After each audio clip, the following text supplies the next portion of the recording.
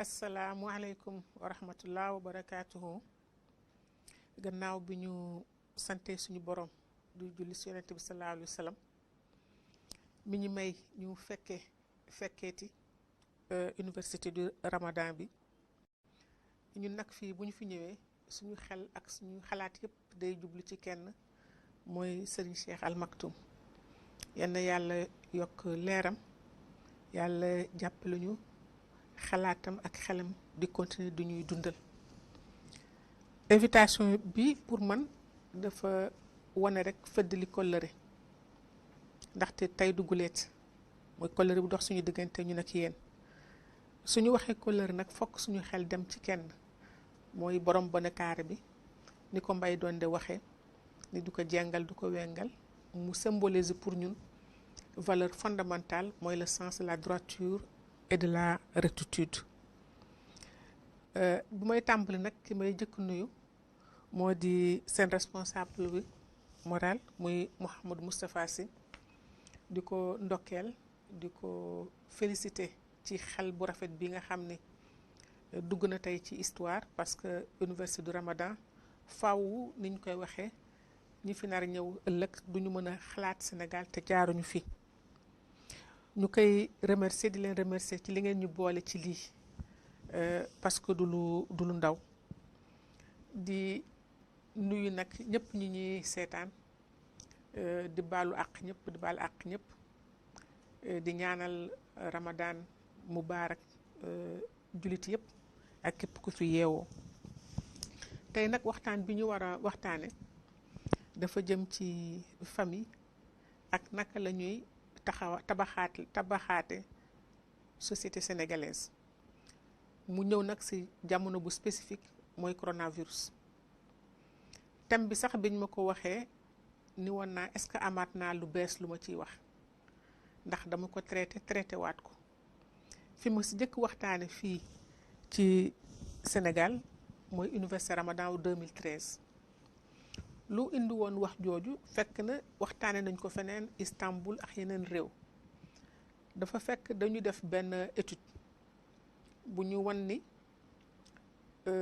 téeméeri xale yoo jël ci Sénégal ñeent fukk ak ñaari yeewuñu seen penku ñaari wayjur. yëf boobu jaaxaloon ñu torop. étude boobu wan nu ni famille sénégalaise di nërmeelu. ñun nag lii war nañ ci jóg.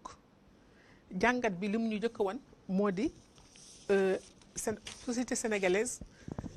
famille moo ko mos a yor. jànkonte nañu ak difficulté yu bare ci àddina bi, mu di njaayum jaam, mu di colonisation, mu di ay xiif ak maral, mu di sax 2008 bi fi crise bi amee. mais lépp li tax société bi nërmeeluwul famille moo ko permettroon. waaye liñ ci gis jàngat wan à partir de 1980 la famille sénégalaise commencé jànkonteeg ay rëq-rëq yu méttee métti. lu ko indi mooy 1980 à partir de 80 ajustement structurel, borom kër yëpp ñu dàq leen seen liggéeyukaay ñi ci ëpp. boobu la jigéen ñi génne di wuti pour mën a dundal seeni njaboot. boobu tey delluwaatuñu ci biir kër yi parce que ñu ngi wër di kër yi. ba tey jii soo xëyee suba teel su nekk journaliste jottali ko, jigéen ñi ñooy wër xëy wuti jën wuti lijum fajar dem jaayi ji pour bu guddee ñu am lu ñu suturloo ak seeni njaboot. ajustement structurel boobu nag li mu indi dafa metti, ndax dafa dem ba borom kër mënatul yar njabootam, parce que boo mënatul solal say njaboot foofu la problème bi jóge. parce que dañu war dem, boobu la fëgg jaay duggee dugg bu metti donte nekkoon na fi. sa doom nag bu mënee soli boo ko mënul jox koddaay bu solee daggit doo ci mën dara. sa la ndeysaan Latif Gueye Yarax mu daan wax, moo ma jàngaloon terme yooyu, mënuma léegi si jumbax out journée continue autoroute. mun ma journée continue mooy jupe bi ñuy fànt ba mu dem ba si pooj bi. autoroute mooy ñu xar ka yëpp ngelaw li duggee gauche ak droite. donc te fëgg jaay boobu bi mu ñëwee ñëwul rek indi ay yére, dafa indaale ay valeur yoo xam ni dafa waroog ñun nit ñu gisee woon nit naka lay yiwe. li mu indi sax dafa waroog ak yiw. loolu mooy dox ba tey aussi valeur occidentale yooyu nga xam ne fëgg jaay moo ko fi indaale wu ñu yére, mais daf ñu indaale seeni valeur. dem na ba tey jii ñuy wax ay piiw tey si soluñu xale yi. bi ñu demaatee ba dem ba ab 2000 yi ñu gis ni mondialisation bi mooy deuxième étape bi. mondialisation boobu dafa am lu mu indi loolu dafa indi ubbeeku mais ubbeeku boobu ñuy def ci yeneen sociétés yi du rek koom-koom dañu ubbeeku aussi ci seen ay valeur wax naa tey ni ko fëgg jaay indee waaye tamit dafa am beneen bu bees bu ci dugg moo di ubbeeku boobu dañu gis mu commencé saper les fondements de la famille sénégalaise ndax société yooyu muy France muy Allemagne muy yeneen dañu dem ba ni li nga xam ne ñun moom lañ tudde woon sëy famille te anthropologue bu mag bu ñuy wax Lévi-Strauss xaatim ko bind ko dafa amoon ay charte li amoon ci àddina bi liy sos sëy liy sos famille mooy mariage mooy sëy day am papa ak yaay ak doom ak njaboot ak ñeneen ñu ko wër mu am ay charte yu dox ci seen diggante ñoom ñu ñëw xëtt loolu yëpp daal di léegi sëy bi dootul góor ak jigéen góor ak góor mën nañ sëy jigéen ak jigéen mën nañ sëy indi fi problème mu homosexualité yi léegi indi fi dem ba inceste sax ñu dindi ko or premier interdit bi fondé famille mooy l'inceste dans toutes les sociétés humaines mais léegi ñu dem ba ni inceste sax dañ koy bëgg dindi ci seen ay loi loolu nag moo taxoon ñun ñu jóg 2019 bi fi campagne présidentielle bi jotee bind xaatim benn téere daal di ni dañu bëgg jox ko ñi nga xamoon ñëpp ay candidat lañu pour ëllëgam si biir ku fi nar a nekk président de la république nga góorgóorlu ba famille boobu nga mën ñu ko sàmmal noo ñu koy sàmmale mooy nga boole ko ci sa projet politique ñu jël ko muy une question fondamentale léegi nag ñetteelu élément bi ñëw gannaaw ajustement structurel ak mondialisation bi léegi dañu ñëw muy am lu bees lu fi ñëw mooy Covid bi nag dafa indi lu bees loo xam ne ñun foog nañ ko moo di bu ottuwul dina complètement tas suñu famille bi te bu tasee suñu famille bi day song société bi léegi nag ñu war a jóg xool ñaari mbir famille boobu naka la tase ak société sénégalaise bi fu mu jëm après ñu xool Covid boobu même su fekkee ni tey rëq-rëq la indi ci société bi naka la ñu war a anticiper pour mun ko weesu ko de sauvegarder ñun li ñu am alors tey nag ñu war a waxtaan ñun ñëpp ci société sénégalaise bi dans un contexte de coronavirus dafa mel ni coronavirus bi du moom moo nërmeeral société bi mais daf ñu wan ndekete suñu société bi fi mu naroon jëm ci màbb ndax Serigne Cheikh moo doon wax ni société de bu jëmee ci bu naree màbb ku toog sa mur ba yaa ko jekkali te dafa mel ne tey coronavirus bi ñëw na taxaw ci mur bi fas yéene jekkali suñu société bi léegi nag naka la ko war a jekkale moo di coronavirus bi indi na doxalin yu bees indi na soppalin yu bees waaye ñun ñu seet si lenn li mu ñu wan ci fi suñu société tolloon moo di li ñu tuddee ñun en sociologie rupture du lien social parce que dafa ñëw daal di ñëw ni ñu il faut ngeen def distanciation ñun ñu bokkoon ci société boo xam ni lënkaloo àndandoo jàppante loolu moo doon base suñu société moom mu ñëw ni ñu tey distance da ngeen di soriantoo te pourtant bu njëkk ba famille ci suñu société lu mu metti boo demee ba amatoo foo jëm rek da ngay gestu dellu ci sa famille ndaxte li ñuy wax les liens du sang deret dafa fort mbokk dafa fort ndax suñu diine sax moo ñuy wax yàlla moo na ngeen ko jàpp ku ko dog ma dog la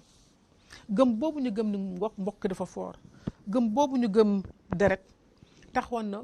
lu coono mos a am famille bi dafa mos a moom taxaw ñuy jàppalante di dimbalante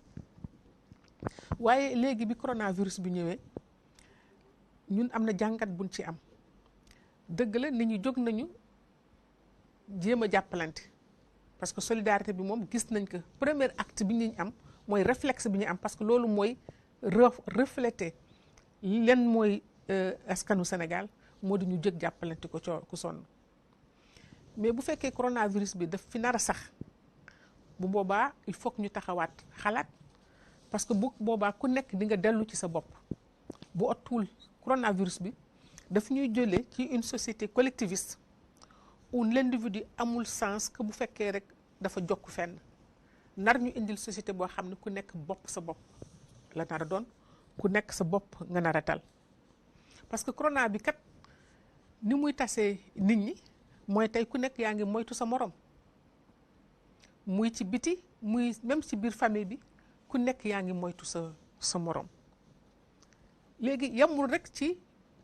tas ñu ci biir kër gi ak dëkkandoo yi, mais même mbokkoo gi mi ngi koy yàq.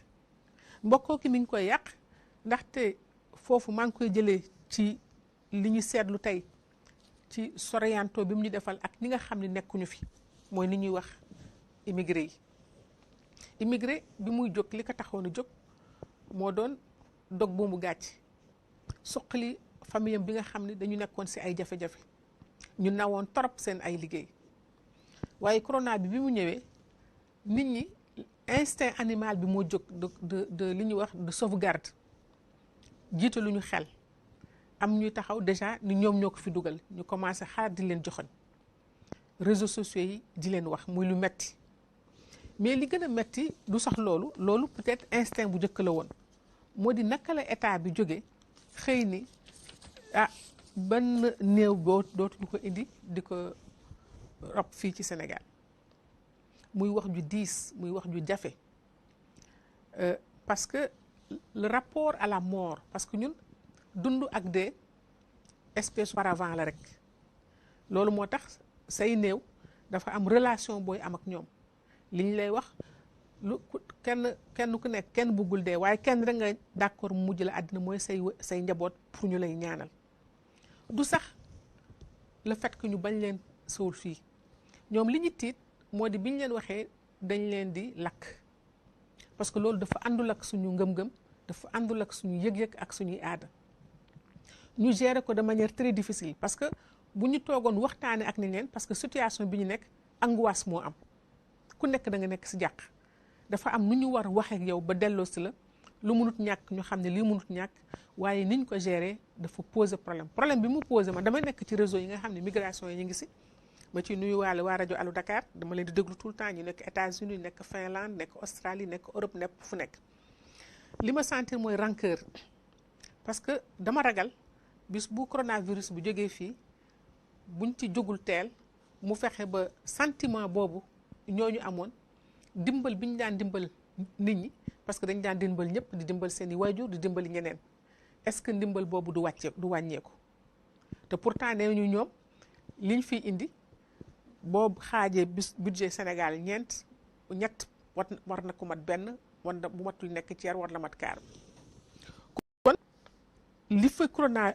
nar a jur ci li muy wax distanciation, tas famille bi, tas njaboot bi, problème la. d'autant plus que sax léegi ci biir famille yi am na ay études yu commencé wane jafe-jafe yi mu indi ci biir famille bi, ndax muñalante bi, ndax kër yu xat yi yooyu yëpp waxoon nañ ko ba ñuy def programme Quel président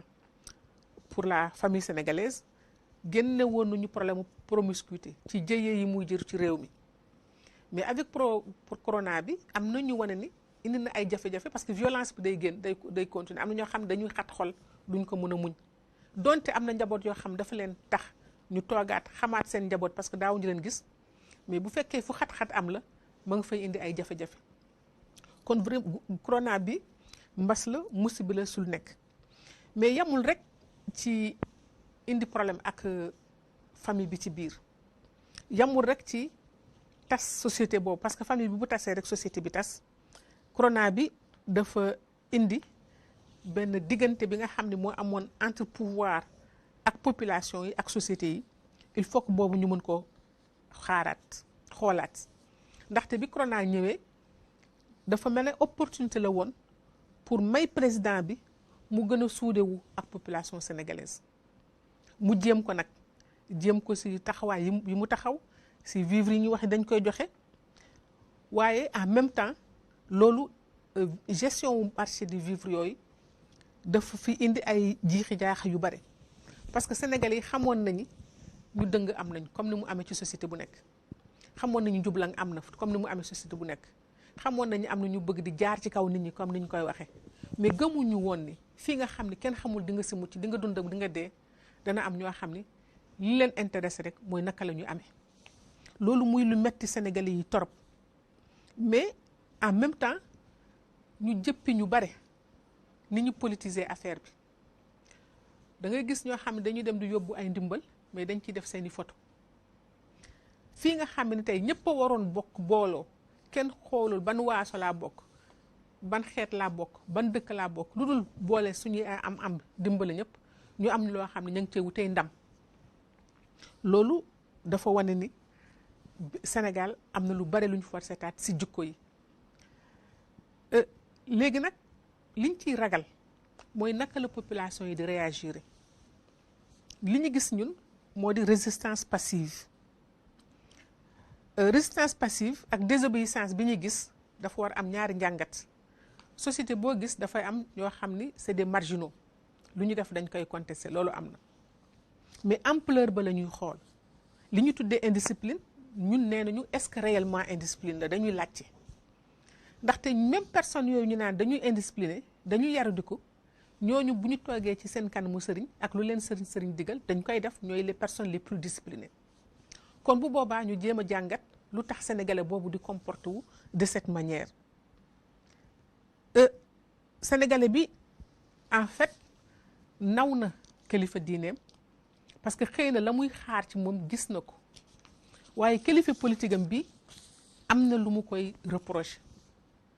loolu moo tax par exemple bi ñu gisee ñu naan tangu jakarta yi nit ñi di xotti charte yi ñu fi teg pour di fa dem ñu mën si am ñaari njàngat benn bi xëy na ñenn ñi foog ñu dund te xamuñu lu ñuy def xëy na ñu jaar ci loolu ñaareel ba xëy na dañuy contester parce que bi ñu xëyee rek génn benn liste rek nit ñi ñoom am nañ droit circuler ñeneen ñi amuñ droit circuler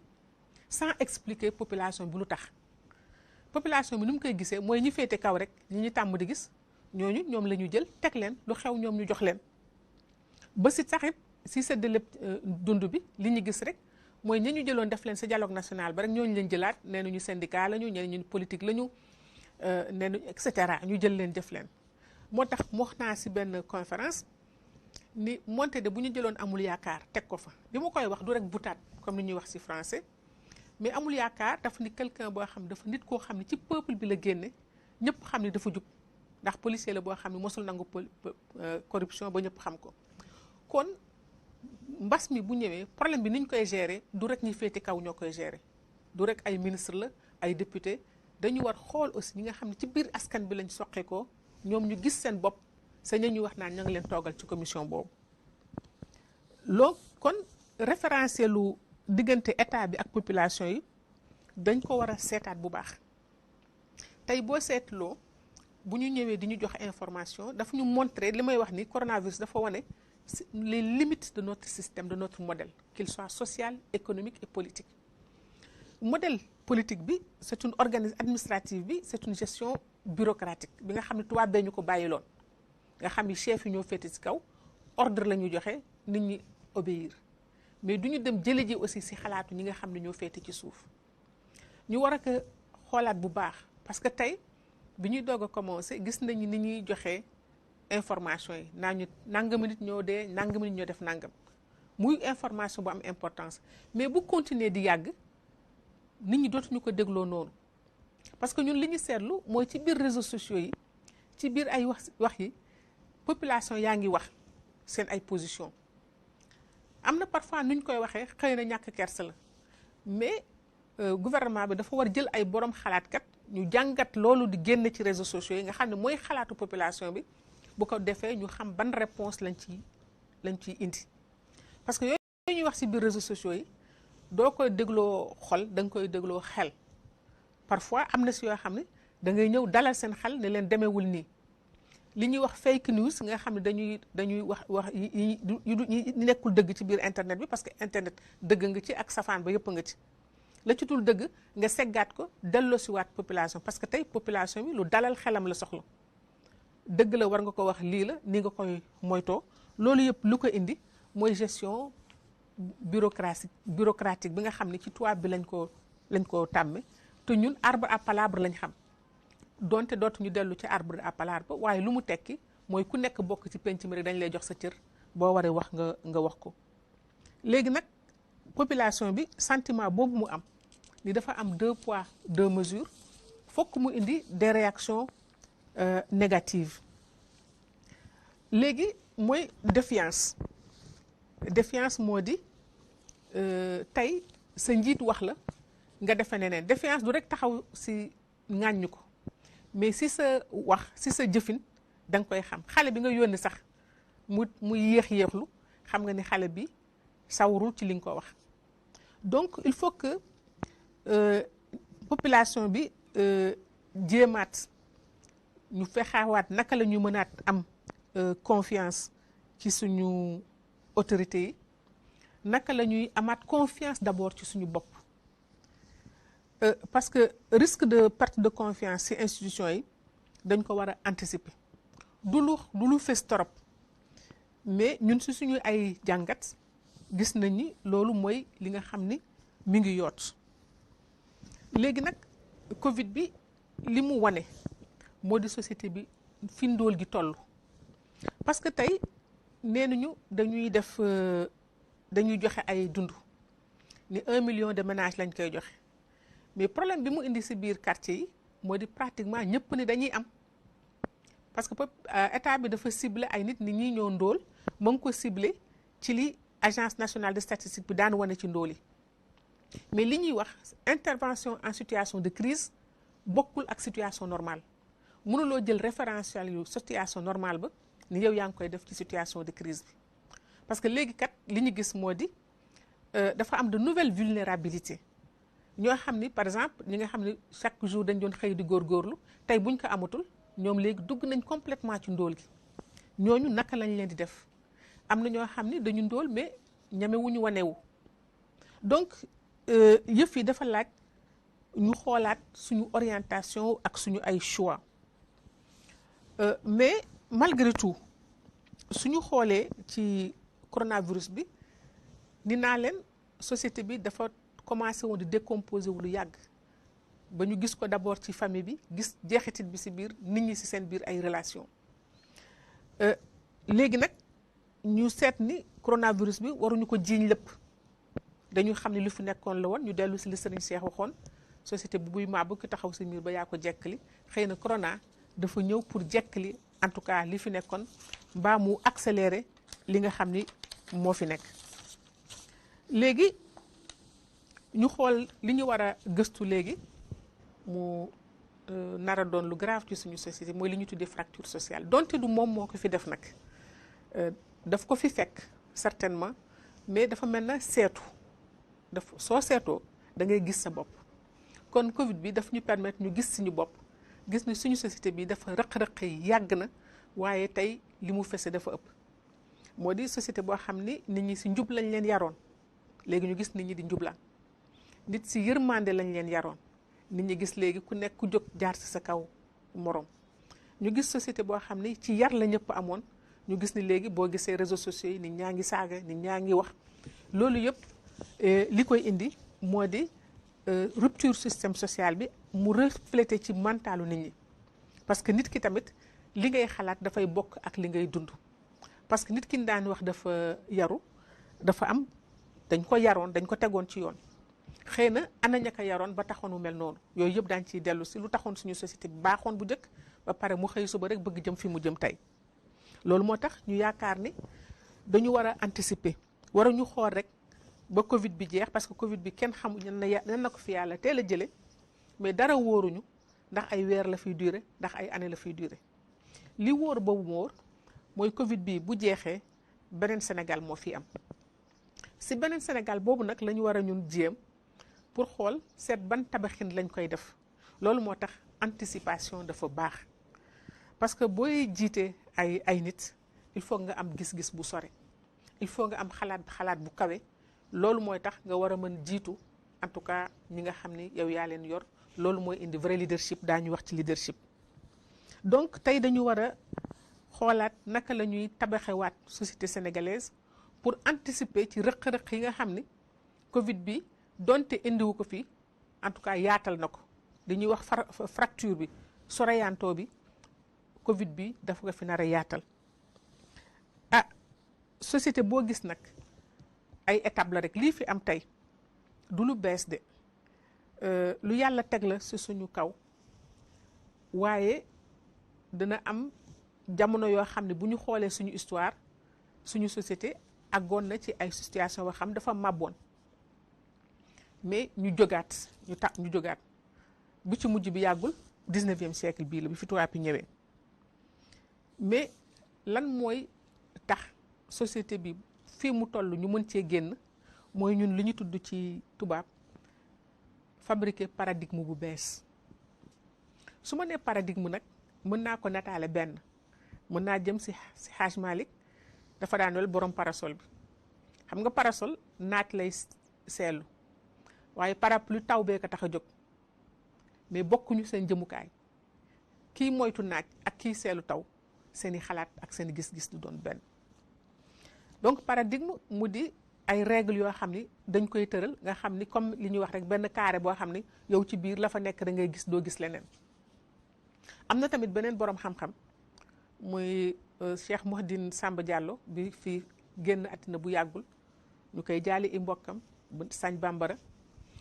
muy borom xam-xam di intellectuel di universitaire di nitub diine di kilifa diine moo daan wax ni ki toog ci biir mbott mi nekk ci biir teen bi mais mënul xam li ci biti kon univers am paradigme am ci biir teen ba rek la mën a yem pour nga mën nag sauver wu il faut ñu li ñuy wax nga am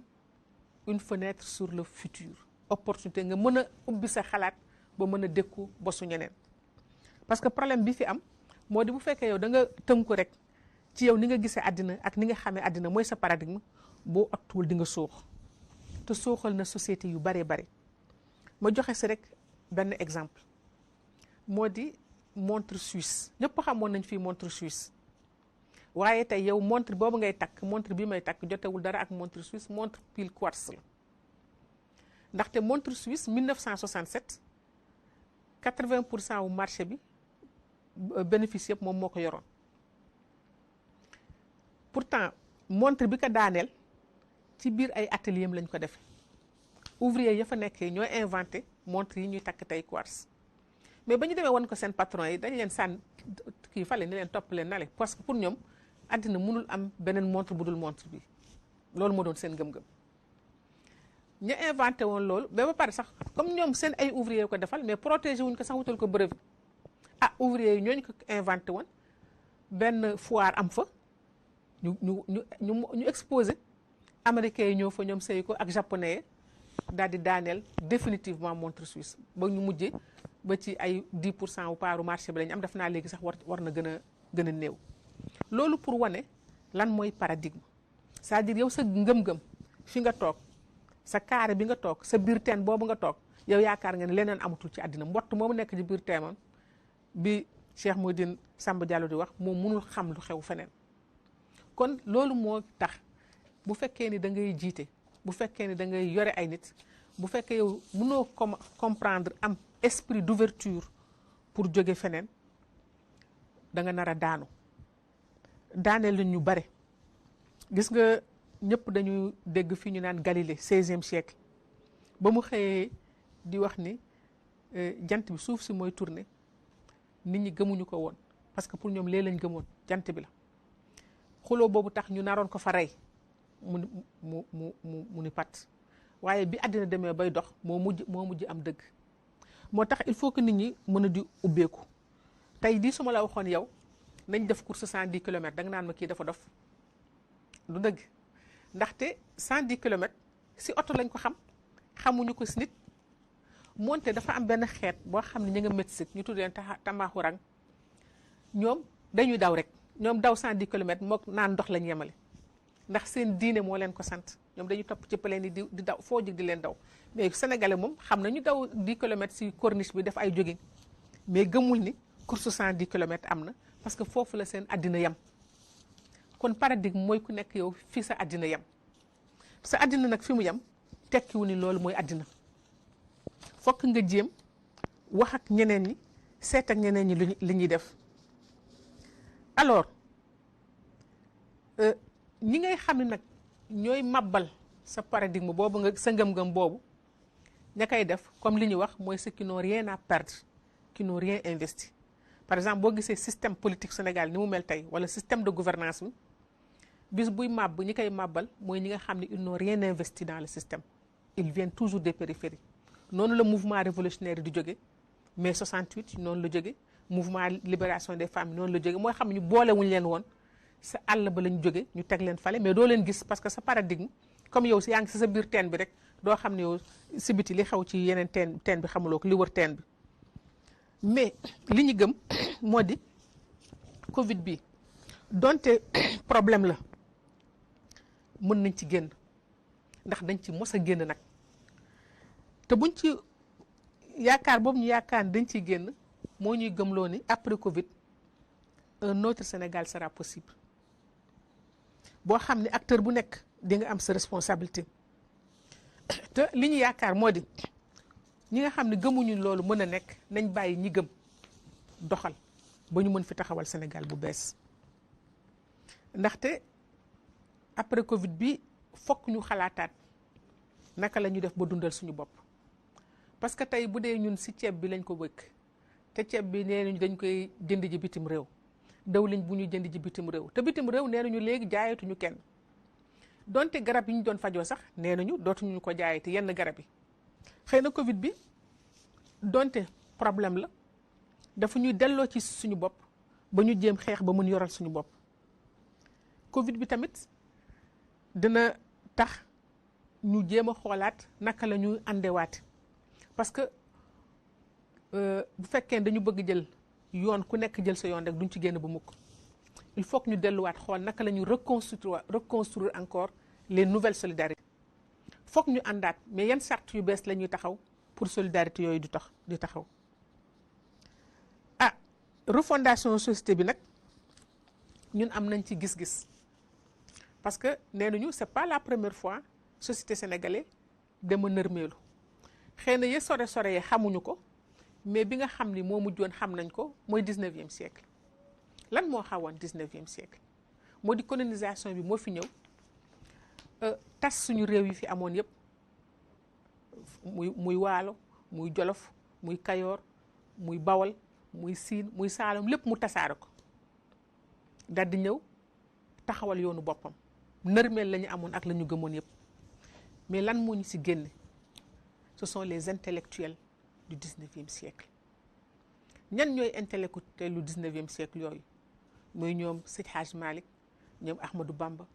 ñoom Ablaye Niass ñoom Limamou Laye ak ñeneen ñi leen jiitu ñoom Mbaba Diakhou ñoom El Hadj Omar donc am na ñi mujj 19e siècle yooyu ba tax yàlla may leen ñu jël quadriller Sénégal ñiy jël sow ñiy jël penku ñiy jël ci centre bi ba ñu wër Sénégal ni mu mel dajale ko mais lu leen ko mayoon c'est que dañu amoon gis-gis am vision parce que ñoom fu ñu teg seen reconstruire sénégalais nouveau boobu parce que ñun si modèle ceddo lañ jóge woon ñoom ñu utiliser modèle ceddo boobu dàquñu ko lépp dañ ci jël la ci baax moom la sëñ Babacar daan wax li mu définir ci gor du tiit ba fet du ñàkk ba dem muy sàcc gor du soppeeku et cetera wax ñu yépp mooy valeur fondamentale yooyu mais dañ ci ñëw indaale ci éthique ak morale boobu fu ñu ko jëlee ci l'islam bi mais dañu bokk ñoom fa ñu tibbe muy ñoom ñëpp ay malikite lañ woon kon dañu amoon une vision commune ak même buñ dee kër diw la wala kër nangam wala kër naam ñoom ñëpp ñoo bokk fa teen ba ñu naane fa ñu tànqe ñoo ko bokk loolu moo taxoon Sénégal 19e siècle ñu construire le prototype du Sénégalais bi ñuy am qui pendant un siècle on a permis d'avoir un Sénégal stable ndaxte dañ fi dindi jikko yu bon yooyu mooy boddante ñu indi fi valeur ak éthique islamique ba tax nit ki gëm boromam gëm ni àllaaxira dina am gëm ni dina rendre compte ëllëg loolu moo taxoon muy jaamu boromam di jéem def lu baax si moromu jullitam di jéem def lu baax si lépp lu doomu lu yàlla sàkk donc valeur ak éthique yooyu ñu indiloon dafa ñëw consolider système traditionnel bi nga xamoon dafa reposer sur le collectif waaye tey jamono dem na ba saafonte bi ñu am ak yeneen culture ak yeneen modèle déstabilise nañ complètement mënuluñu suñu bopp jox ko si ñeneen fuñ ñu awloo foofu la ñuy aw te mënuñu ci génn boobu moo indi tey ndóol gi parce que dañuy endetté wu di leb te ñoom buñ la lebalee ñoo lay wax fi nga koy def yow doo leb rek bëgg na dama koy def si samay njàng parce que dañ naan la kon du ñu fayu bor bi duñ ko teel a fay du ma leb def ci santé bi dañ naan la da ngay leb tabaxee ay tali da ngay leb def li parce que boo ko defee defar port defar aéroport parce que day jur xaalis boo xam ne ñoom da nga leen mën delloowaat seen li nga leen leboon léegi nag mu jot ñu xool naka lañ war doxe ak suñu bopp naka lañ joxe avec notre propre force mais loolu nag kii moo koy indi leadership te leadership am nañ ci ay exemple tey Chine bii ñu jël teg ko ca kaw fi mu àgg tey dafa amoon ay njiit yoo xam ne ñoo ko fa defoon par exemple ñoom Mao Tse-tung entre ay 1950 61 ñoom famille bu rëy a rëy lañ amoon ba amatuñu lu ñu lekk fa la révolution verte jóge après jóg dem Inde donc mu am ñoo xam dañu amoon gis-gis ñoom waxoon nañu fii ak juróom-ñaar fukki at seen réew nii lay mel à quelques années près la ñu gëmoon ni seen réew noonu lay mel réew ma noonu la mel ñu gis ni leadership dafa di am lu am importance parce que du rek Chine moo fi indi leadership bu ñu gisee tey ki ñuy wax Paul Kagame au Rwanda ma koy toujours di ko faral di ko tudd leadership moo ko may li mu ko may ñun liggéey nañ foofu 2003 premier document politique genre bu Rwanda man ak sama beneen collègue sénégalaise bu ñu wax Ngoné Diop ñun ñaar ñoo ko bind Rwanda yi dañu daan wax lii daal de toute façon gëmuñu ko bu fi jógee rek ñu dellu ci li ñu nekkoon mais yàlla may na ko mu toog fa ba tey soppi na totalement xar kanamu Rwanda tey bi affaire ceeb bi amee lu mu def moom dafa jël jox ñëpp ba pare comme militaire la woon moo ko jël superviser ko boppam moo tax kenn déggu fa coow. amoon na tamit yenn leadership li mu indi mooy président wu Malaisie bi Mataya mais kooku moom moo soppi jëlee Malaisie ci situation wu ndóol complètement transformé ko gëm ni ñoom am na fu ñu amee force mooy investir sur la transformation ba tax mu xëcc koom-koom bi mais liggéey ba mu fi liggéey tax na ba am na benn jamono bi mu bëggee dem nit ñi dañ doon jooy duñ ko bàyyi mu dem parce que loolu njiit bu am leadership bu am gis-gis bu am vision moo koy indi leadership nag dafa metti parce que bu fekkee ne da nga am benn vision ak benn gis-gis du ñëpp ciy ànd foog nga am fit pour mën ci dem mais bu boobaa nag ñu ñëw ci benn taxaw ci benn poñ fii ci Sénégal dafa di dëkk boo xam ne bu am complexité am la moo di fii dafa am plusieurs types de pouvoir au moins am na ñaari pouvoir muy pouvoir politique ak pouvoir religieux parce que jarul ñu koy nëppal fokk ñu xool taxawaayu kër diine yi par rapport ak question wu développement wu dëkk bi seen rapport ak politique bi parce que ñi am gouvernance ñi nga xam ne ñoom lañ dénk gouvernance su réew mi ëllëgam si biir bu sooxee ñoom la ñuy wax bu baaxee ñoom la ñuy wax mais relation bi ñu am ak kër diine yi fokk ñu xoolaat naka lañ koy tabaxaate pour mën a en cas d'urgence ñu mën a jël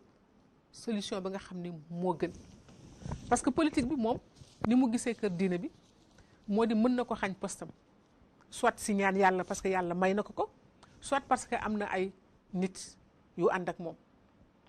mais bu ñu resté ci logique boobu ci paradigme boobu Sénégal du dem fenn dañu war a xool kenn ku nekk si ñoom ñaar fa nga xam ni boo fa defee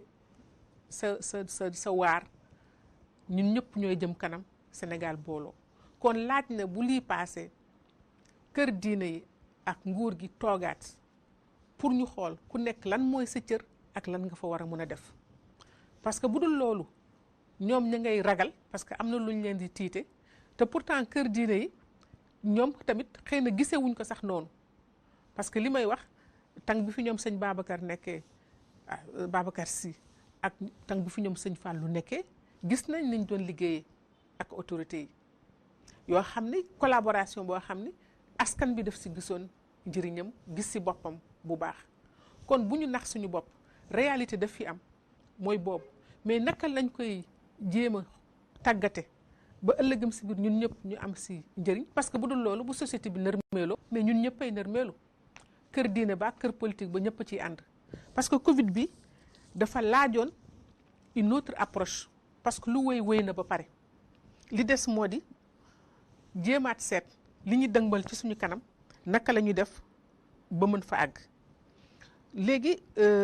responsabilité bi mooy les intellectuels et les penseurs su may wax intellectuel ak penseur waxuma ko génne université waxuma ko génne école du loolu du problème bi parce que ni naa leen 19e siècle les intellectuels et les penseurs yi refondé la société sénégalaise mais génnewuñu ci école tubaab si beneen école lañ génne mais c'est que ay borom xalaat yu kawe lañ woon. kon borom xalaat yu kawe yëpp war nañ ñoom itam toogaat jéem seet ëllëgu Sénégal naka la ëllëg boobu nga xam ni foofu lañ fas yéene dem. damay wax benn borom xam-xam bu wax ni ci tubaab mu ne le futur n'est pas un endroit où nous voulons aller mais un endroit que nous voulons créer. ëllëg du fan lañ jëm mais ñun ñooy tabax fa ñu nar a jëm. mu ne on ne trouve pas le chemin qui y mène, on le fabrique. ñun ñoo koy xàllal yoon boobu. Et cette activité de fabrication change celui qui le fabrique ainsi que la destination. bu boobaa ki nga xam ne mooy xàll yoon bi ci boppam day soppeeku ak fa nga jëmi tamit da ngay soppeeku jëmukaay ba. kon foog boroom xam-xam yi jóg jël seen responsabilité xalaat wax ak génne seeni xalaat. parce que en réalité su ñuy wax développement du question wu ressource du question wu am-am parce que ñun au contraire ce sont suñu décision yi ñoom ñooy limiter suñu ressources yi mooy engagement bi nga am rek ki mel na Kagame li muy def ba muy tabax Rwanda dafa ñëw jóge ci génocide dëgg la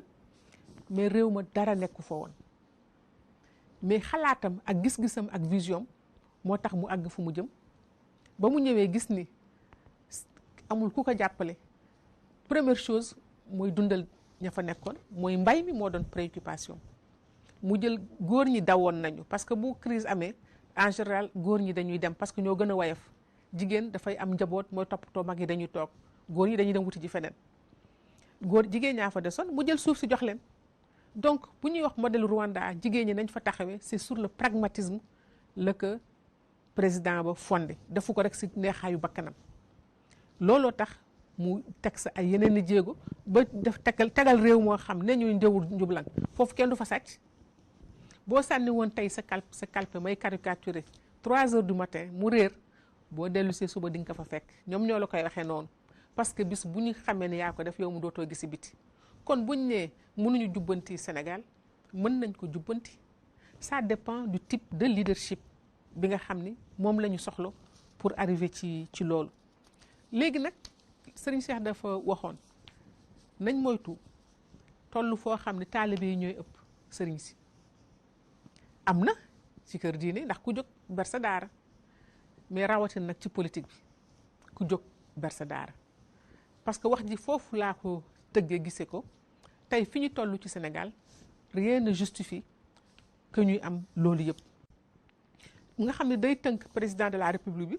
lu mu war a def foog mu dem seeti Mademba Masamba et cetera te du forcément ñi nga xam ne ñooy les représentatifs de la population parce que ñi nga xam ne ñoo capté la possibilité taxaw di wax ci médias yi taxaw ba ñu fes leen ñooñu lañ xam tey mais c'est pas la base réelle de la société sénégalaise loolu moo tax li ñu ŋàññ ci gestion wu Covid bi moo di dañu gis ne dañu jël ñëpp ñi nga xam ne ñoo féete woon kaw ñu dugaloon leen ci dialogue national bi ñoom lañ jëlaat rek xëppaat leen teg leen ni leen yéenay gérer Covid bi bu ko defee sénégalais lambda bale wala ki nga xam ne dafa nekk ci situation yu metti moom ña muy gis xar kanam yooyu mu gis ñoom jógewuñ ko bokkuñu ak ñoom loolu moo taxoon ñun ñu ni woon nañ jële ji aussi ci ñi nga xam ne ci peuple bi lañ bokk parce que soxlawul woon ñuy bari boobu ñoom tamit ñu leen siy gis parce que bu ko defee ñu mel na ñoom ñu nga fa taxaw kon loolu mooy la question du leadership léegi nag fi ñu koy daaneele moo di naka la ñuy ñëwaat lien boobu ñu wane entre famille bi nërmoolu parce que famille bu nërmoolu rek société bi nërmoolu parce que waxoon nañ fii ni toujours bis bu ñu sàgganee ba benn borom kër mënatul jiite ay ñoñam njabootam bu ñu xalaat président de la république mënal dara sénégalais yi kon fokk ñu delluwaat ci famille bi mën a taxawaat tabaxaat société bi parce que société bi ngay tabax il faut nga am caslaay fan lay commencé te ci biir famille bi lay commencé donc léegi ñu gëm ni après Covid bi la ñu taxoon ñun ñu bindoon téere ci présidentielle 2019 woo ci le futur président de la république que delluwaatal nga xalaat famille bi tey ngëm-ngëm boobu ñu si amoon amaat nañ ngëm-ngëm bu ko raw parce que gis nañ ni Covid bi fi mu ñu jëmee baaxul kon foog ëllëgam si biir tey ñu commencé anticiper xool yan politique sociale réelle la ñu fiy teg ci biir réew mi dugal ci ban relation lañu ban famille lañ fi mën a teg parce que pour jox ko fi da nga mën a wax borom kër gi da nga koy may possibilité mu mën yor ay njabootam parce que ñun gis nañ ko fi léegi Dakar fépp foo dem nit ñi reeratuñu ensemble ku nekk yaa ngay dem di jëndi sa mbedd ma looy wër di lekk moonte ñooñu dem di wër di jëndi bu ñu dajale woon li ñu am xëy na ñu sombee ko naan ko ci seen biir kër kon dañu waxat kenn nit ñi gisatuñu ku leen waxal foog kër diine yi tamit yi nga xam ne ñoom ñoo tabaxoon le modèle du sénégalais naka lañ ko tabaxee woon parce que ñoo doon wax ak ñoom ba dugal ci seen bopp ay ngëm-ngëm est-ce que waa kër diine ñi ngi koy def ba léegi en tout cas am nañ rôle bu rëy am nañ responsabilité bu rëy boo xam ne li ñuy wax mujj puso mu réer sa loxo loolu kenn ñaanu ko yàlla seeni maam def nañ fi loo xam ne ba illaa yow mi diini du fay wàcc ko ci seen loxo kon ñoom tam dañ ci am benn responsabilité ñi nga xam ne tamit ñooy taataan baatu askan bi pour mën a doxal gestion politique gu réew mi économique ak sociale ñoom i tamit am nañ une lourde responsabilité moo tax bu ñu fi jógee foog ñu taxawaat xool gestion bureaucratique boobu nga xam ne tubaab bee ñu ko fa bàyyil moo nga xam ne chef mooy wax rek yow nga obéir nu muy taataane sa xel seetuñu ko parce que taataan xel bii ñu def ci biir Covid bi dañu jël ñi nga xam ne ñoom ñoo yamaay taxawaay ñu jël leen mooy ñi nga xam ne ñooy fës ñoom ñooy wax ñoom ñoo créé ay ONG parce que li may wax ONG taxul nga nekk représentatif de la population ONG bonne volonté la boo xam ne dafa jóg ànd ak ay nit di jàppale population bi muy lu dëgg ñuy def liggéey bu am solo nag mais ça ne veut pas dire que ñoom ñooy représenter société bi am na ay mécanismes de représentation foog ñu dem segg ko xool ko ba indi leen ñoom tamit fa ñuy dogale buñ fa toogul tamit seen xalaat ñu mën di ko ci boole. léegi nag foog aussi migration bii ñu bàyyi ko xalaat parce que dañu ragal ëllëg bu fekkee frustration yi ñu gis ñu koy wax ci réseaux sociaux yi ñu koy wax fu nekk bu fekkee ni jóguñu ci frustration yi jóguñu ci loolu ëllëgam ci biir beneen fracture mooy am à l'intérieur du Sénégal mais ak suñu njaboot yi nekk ci biti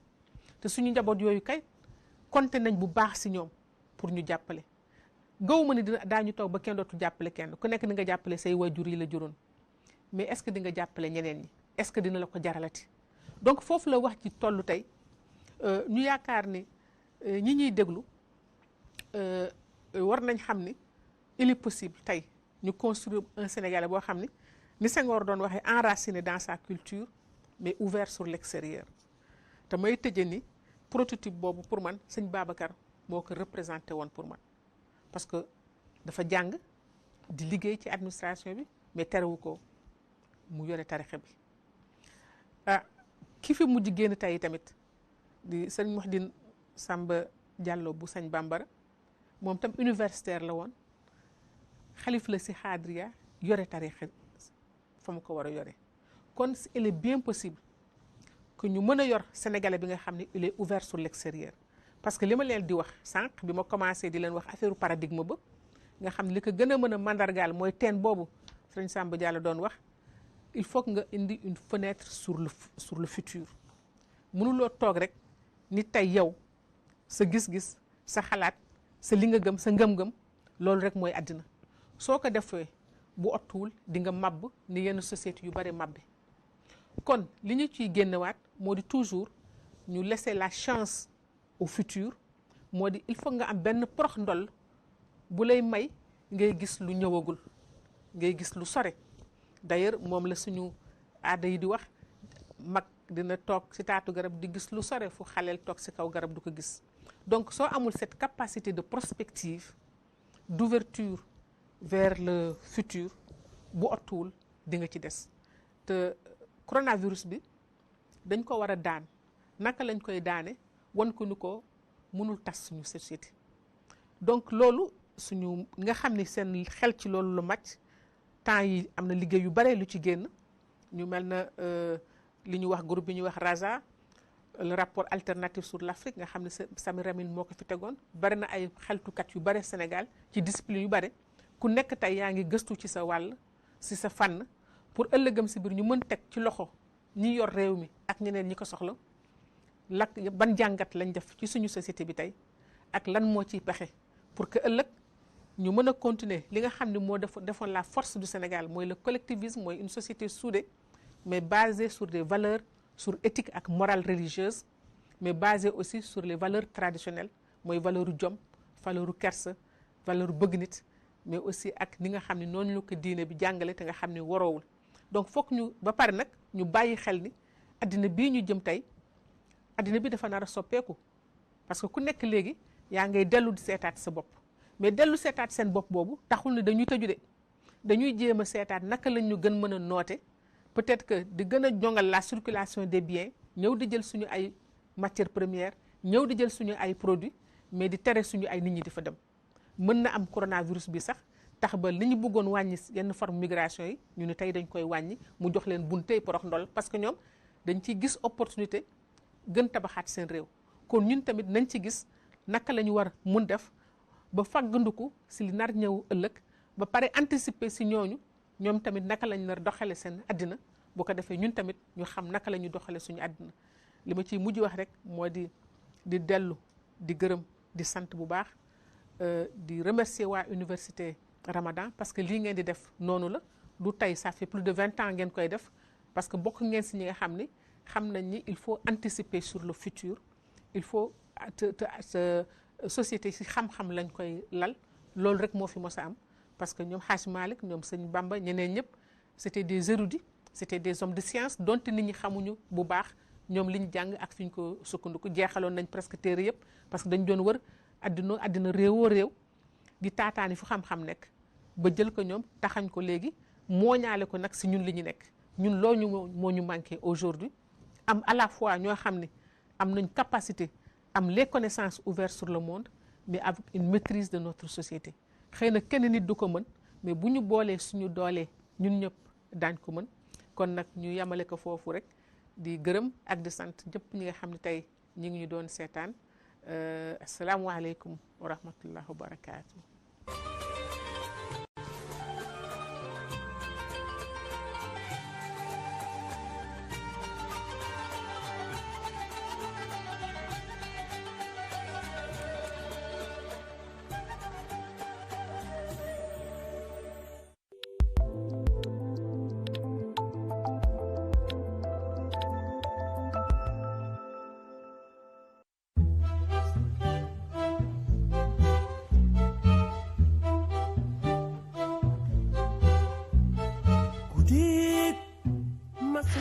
Association nationale